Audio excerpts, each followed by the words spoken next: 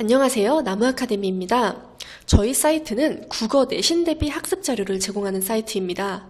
오늘 강의에서는 수능특강 문학의 고전산문 8번째 천수석 지문을 분석해 보도록 하겠습니다. 다음날 새벽, 지금 어떤 사건이 전에 있었는지 모르겠지만 지금 다음날 새벽이라고 하면서 그 사건 이후의 일을 얘기하고 있어요.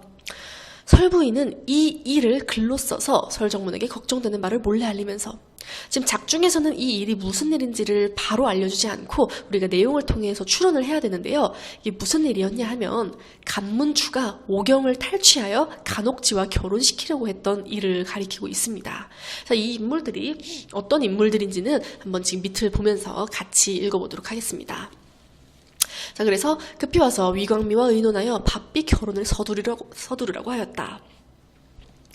자, 정당에 함께 있던 설정문 부부는 시녀가 바친 설부인의 그 편지를 읽다가 미처 다 보지도 못하고 얼굴이 굳어지며 경악하여 말을 잇지 못하고 분노를 터뜨렸다.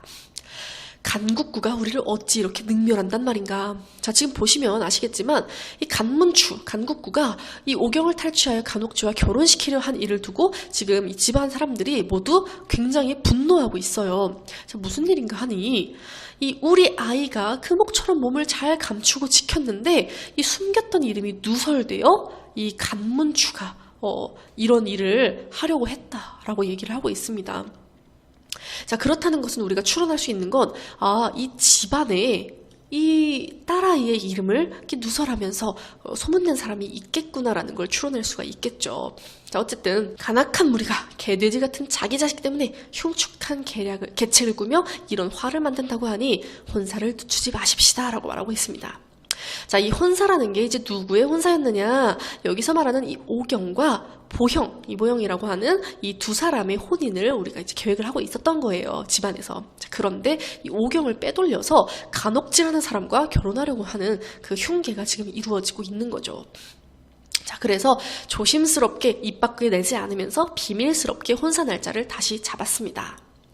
자, 그런데 마침내 혼산날이 되었다. 양부인이 그제야 소식을 듣고, 자, 누구에게 알려주지 않았냐? 이 집안 사람 중에 하나인 위광미의 둘째 부인인 양부인에게는 얘기를 하지 않았어요. 그래서 우리는 이를 통해 양부인이 이 오경에 대해서 그 비밀을 흘린 그 사람이구나라는 것을 알 수가 있습니다. 자, 그래서 나오네요. 설신의 탈을 무조건 탈취하여 간시 조카의 좋은 짝으로 만들려고 하였는데 어쩌고 하면서 지금 그 양부인이 이씨 위광미의 이제 본부인이거든요. 그러니까 본부인을 시기 질투하여서 그의 아들 보형을 그 오경과 혼사하는 것을 방해하려고 했던 겁니다. 자, 그래가지고 이제 그 양부인의 계책이 있었지만 어쨌든 혼산날은 되었습니다. 자, 그런데 이 양부인은 여전히 자신의 그 계책을 포기하지 않았어요. 급히 국구 간문추에게 사람을 보내서 도중에 탈취하게 하였습니다. 자, 그러나 설씨 집안에서도 이 가는 도중에 생길 수 있는 화를 막을 계책을 이제 좀 고민하고 있습니다. 자, 그런데 금위교위 이극용이 이제 이거에 대해서 답을 내는데 어떻게 하느냐?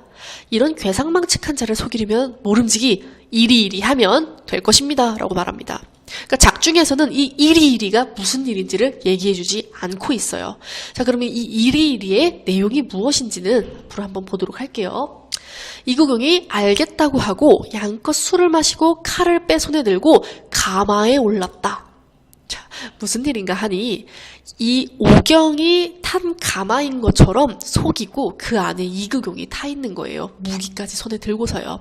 그래서 실제로 지금 이 이극용이 탄 가마가 이동을 하자 갑자기 한때의 무수한 하인들이 크고 작은 몽둥이를 들고 몰려 나옵니다.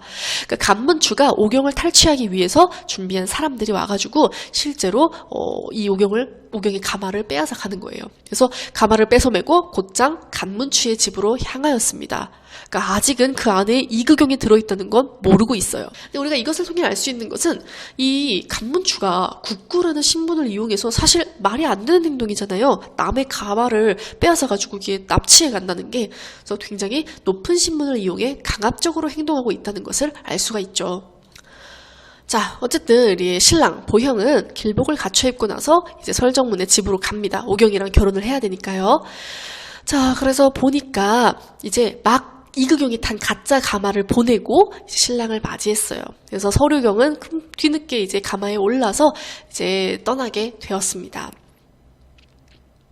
자, 중략. 이제 실제로 혼인이 치러지게 되었습니다.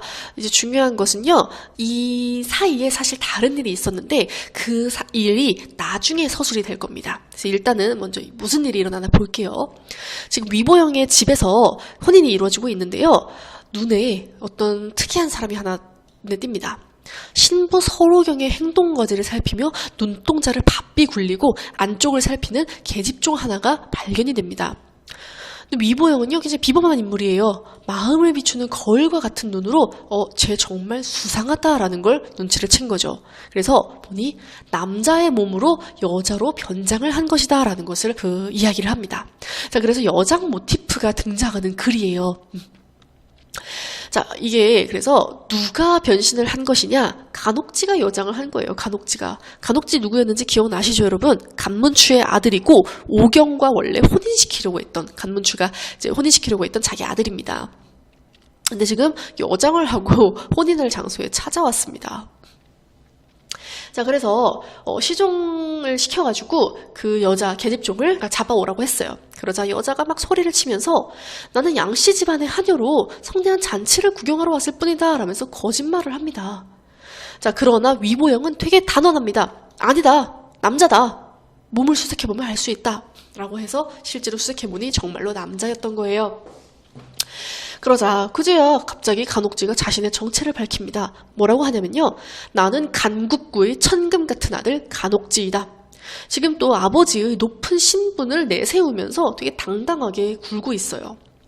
어렸을 때 설소조와 혼약을 맺었거늘 위씨 집안 아들이 빼앗아 부인으로 맞이한다기에 분하기 그지없어 여기와 구경이나 하려고 온 것이다. 자, 지금 여장하고 여기 찾아온 이유가 무엇이냐? 지금 내가 아니라 위보영과 그 혼인을 한 것이 너무너무 화가 난다 이것입니다. 그래서 그것을 찾아와서 보러 왔다라고 당당하게 굴고 있어요. 심지어 뭐라고 말하느냐? 너희들이 어찌 이리 무리하게 군단 말이냐? 훗날 반드시 머리 잘린 귀신이 될 것이다. 이렇게. 그래서 국구의 아들이라는 자신의 지위를 밝히면서 시종들을 협박하고 있습니다. 자신의 행동을 절대 뉘우치지 않는 거예요. 그러나 이제 위보형은 어떻게 대응을 하느냐?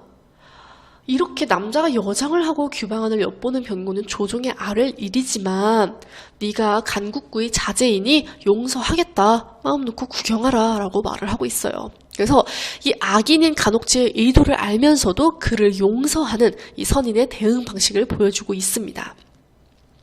그렇지만 어떻게 거기에 있겠어요? 그래서 바로 도망을 가니 그 꼴이 차마 보기에도 민망하였다라고 하면서 지금 서술자가 간옥지의 모습에 대해 평가하는 부분이 나타납니다. 우리가 이를 편집자적 논평이라고 하죠. 그래서 편집자적 논평이 드러나는 부분도 꼭 같이 확인을 해두시기 바랍니다. 자, 그런데 제가 아까 전에 이 일이 일어나기 전에 중간에 사실 뭔가 사건이 하나 더 있었지만 나중에 서술된다고 했잖아요. 그게 여기에 나옵니다. 이에 앞서 이렇게요.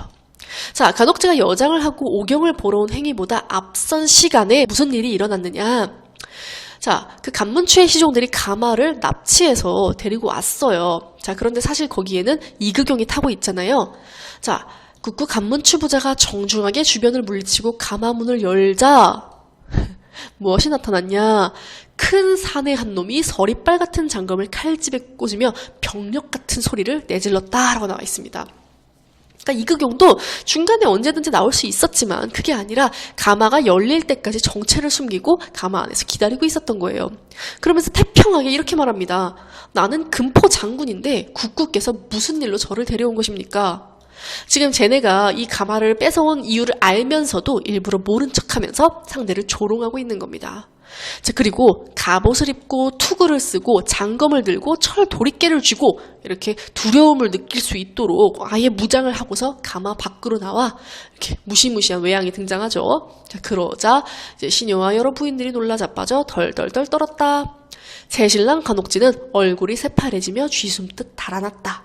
그래서 이 이후에 여장을 하고 오경을 보러 가게 된 겁니다.